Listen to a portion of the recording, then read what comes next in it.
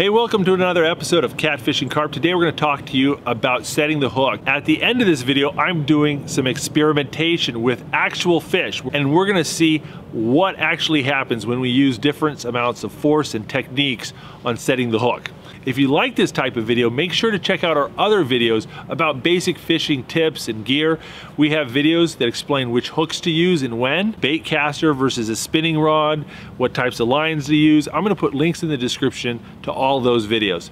But let's get started about hook set. So there's lots of factors that affect how you set the hook and that affect your hook set. That include the gear you use, the fish you're going after, the techniques you're using, but one of the biggest factors is the type of hook you use. You do not set the hook the same way with circle hooks as you do with J hooks.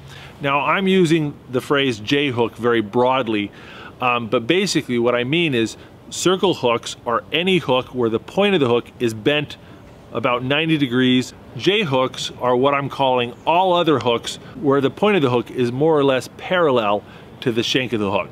When you're fishing with a J hook and the hook is properly inside the fish's mouth, you want to go and jerk the line and pull it hard to deliver enough force to drive the point of that hook deep into the fish's mouth. You want it to go past the barb and all the way to the bend of the hook. When fishing with circle hooks, you don't set the hook the same way as you do with J hooks. You don't pick up the rod and jerk it. You leave the rod in the rod holder. You reel down as fast as you can and let that rod tip bend way over. And once you feel that rod is really loaded up, then you pick up the rod and you fight the fish. Very simple. This makes it a lot easier for beginners. And the timing's much less important with circle hooks. Now let's do a little experimentation with circle hooks. Got one sad little channel catfish here, and I've got an 8/0 Gamakatsu circle hook, and when the fish bites the hook, okay, you can go and jerk the hook, and the hook will often just pop right out of the fish's mouth, okay? But if you let the fish swim off with it, he goes and turns around and swims with it. You see, look at that. Catches him in the corner of the mouth, just like that. Okay, that's what the circle hook is designed to do. And when fish bite a hook, they don't swim backwards. What they do is they bite the hook and they turn around and go back, or they keep going or whatever. But when that hook tries to leave the mouth, boink, it comes out the corner. Now what we're gonna do is figure out how much force it takes to properly set the hook on a circle hook like this.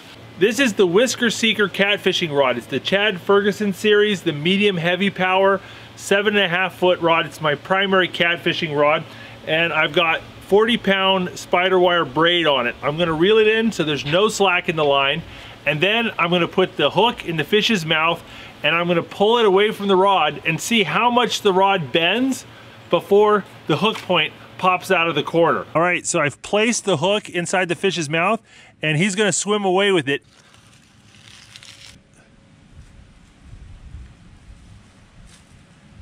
Yeah.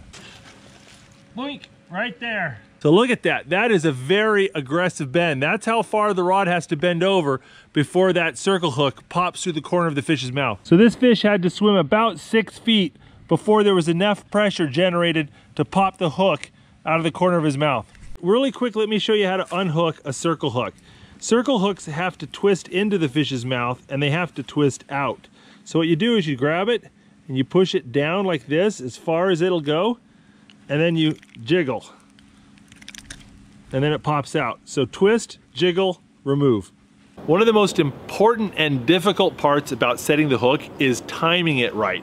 You don't want to set the hook too early, otherwise you jerk the bait and lure away from the fish.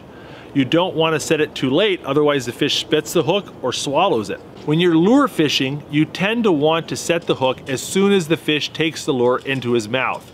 It's a lure. The fish is going to realize it's not real pretty quickly, so you don't want to sit there and wait. As soon as it's in the mouth, you jerk the hook. When you're bait fishing with a J hook, one of the big concerns is whether or not the fish is going to swallow the hook. When the fish takes that bait into his mouth and tastes it and sees that it's good, he's going to swallow that into his stomach, and then it's going to be very difficult to get that hook out of the fish's stomach without killing the fish. You want to set the hook before the fish swallows it. What I generally tend to do is I wait until the bait is in the fish's mouth and then give it a second or two. The timing on this is different for every different species of fish. If you want to avoid fish swallowing the hook, make sure that you leave plenty of hook point exposed. Okay?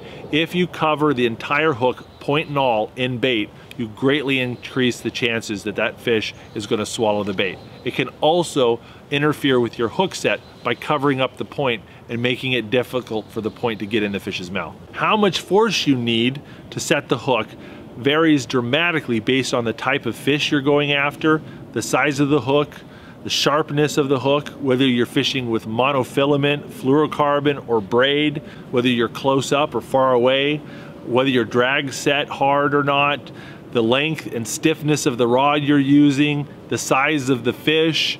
Lots of factors affect this. Generally speaking, the softer the fish's mouth, the smaller the hooks, the sharper the hooks, the less force it takes to drive the point home.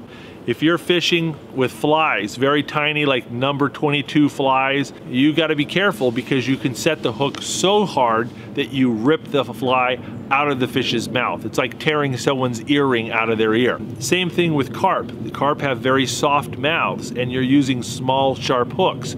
If you set the hook too aggressively, you can literally tear that hook straight through the flesh of the lip. Other fish, like tarpon, have extremely bony mouths, and you got to set the hook like a champion to get that hook point in. As I mentioned earlier, I bought some fish and we're doing a little experimentation to demonstrate what hook sets look like when done properly. So I have a 2-pound striped bass here. I've got a Daiwa Zillin rod with an Abu Garcia reel, 30-pound J braid, and I've got a 2-aught jig head hook, just a J hook with a weighted jig head on it. And we're gonna see how much force it takes to set the hook properly on this. I'm gonna go ahead and put it in his mouth. Okay, and we're gonna drop him in the water here. So I've got the drag crank down, I've got the slack out of the line. I'm gonna start off with a really sissy hook set and work my way up. So we're gonna go like that. Go like that. Okay, let's go see what it did.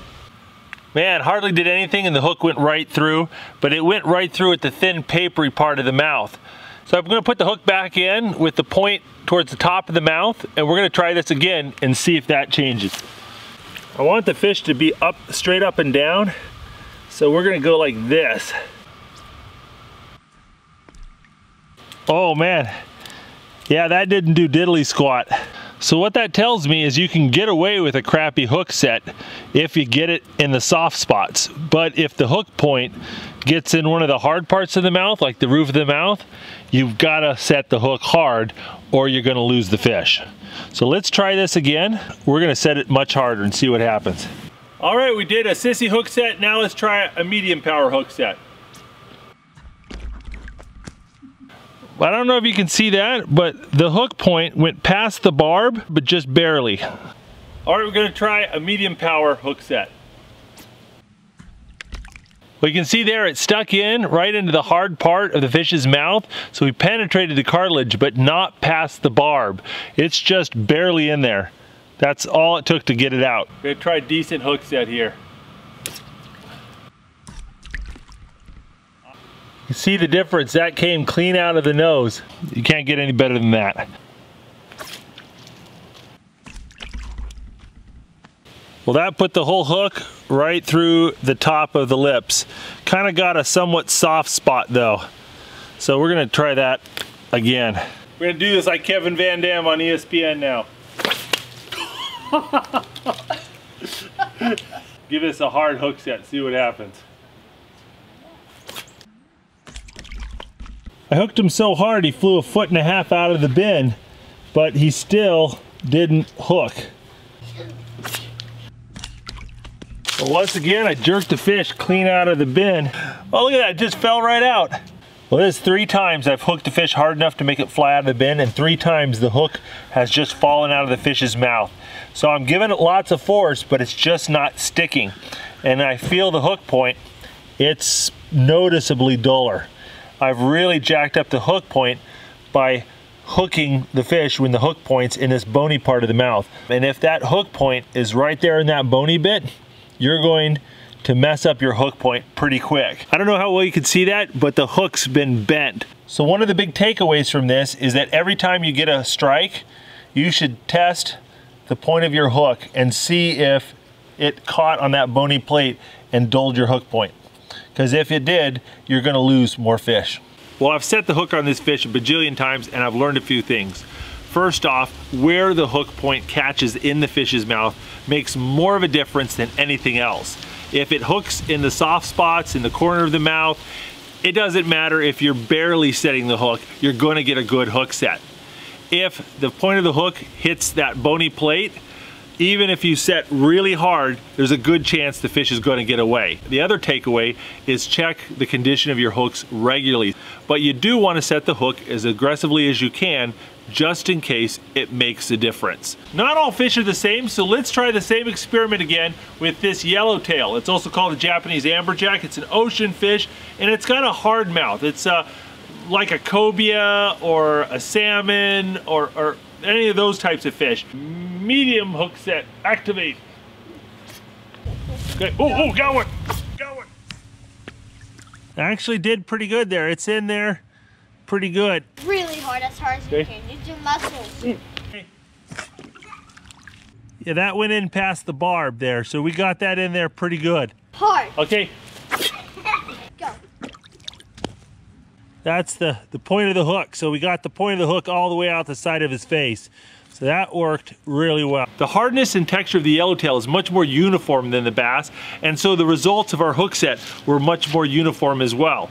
A good medium power hook set or better did the job every time. So if you're fishing for salmon or trout or other fish with similar mouths, that's probably the same rule of thumb. You just need to do kind of a good medium hook set and you'll be fine. Well, at any rate, I hope you guys found this video helpful. I hope it taught you a little bit more about fishing. If you want to get more great tutorials from the Catfish and Carp YouTube channel, don't forget to click subscribe. We put out new videos every Saturday morning.